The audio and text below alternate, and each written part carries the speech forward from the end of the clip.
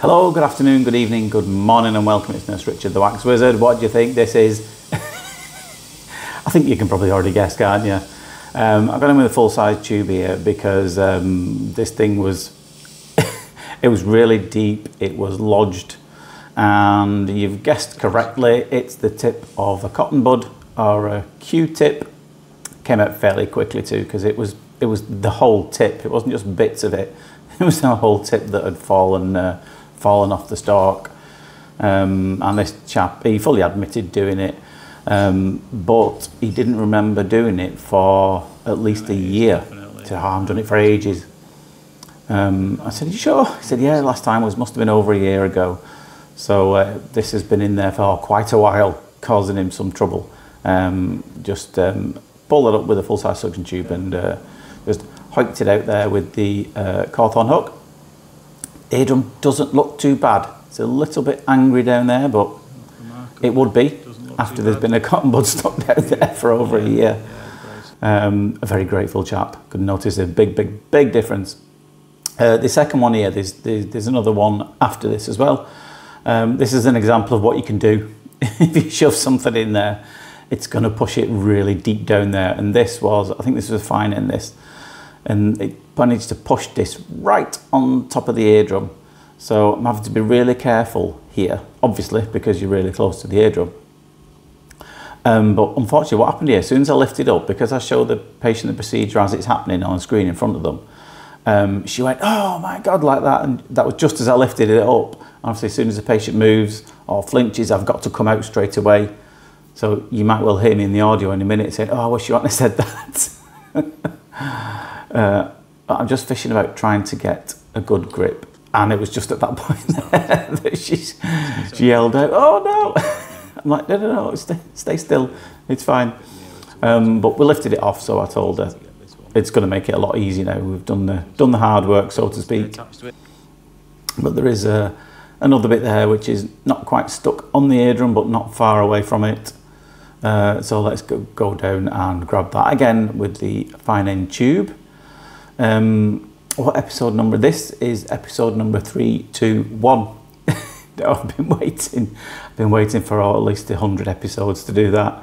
If anybody remember, I know you won't. If you're not of a certain age and watching in the UK, you'll have no idea what 321 is. And Ted Rogers, Dusty Bins. It was an old game show, I think in the 70s and 80s, and it was called 321. And he introduced it by doing this 321. Well, he did it so quick, it was ridiculous. I don't know how he did it. God rest his soul, anyway. And it was a typically naff game show, as they all were in the 70s and 80s, and I remember them. And I think the booby prize was a bin, an actual dustbin or garbage bin, if you're watching in America. Yeah, it was hilarious, the kind of things that they used to give away. There was another one actually called Bullseye, which was based on darts.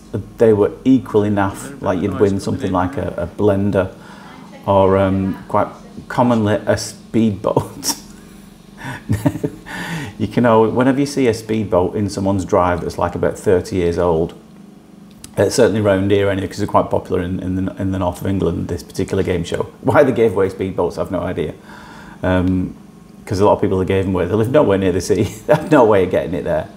And whenever you see a speedboat that looks decrepit and run down in a lot of driveways, there are a lot actually on our estate.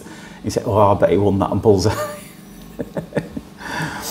Anyway, I've distracted myself again, as per usual. The third ear here is a patient who is a hearing aid user. So this has ended up deep down in the ear through no fault of the patient's, unlike the first two.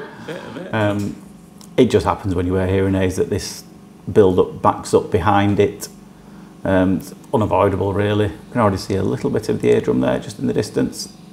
Oh, and as usual, before I get in trouble, I do always forget dad jokes. Dad joke of the day.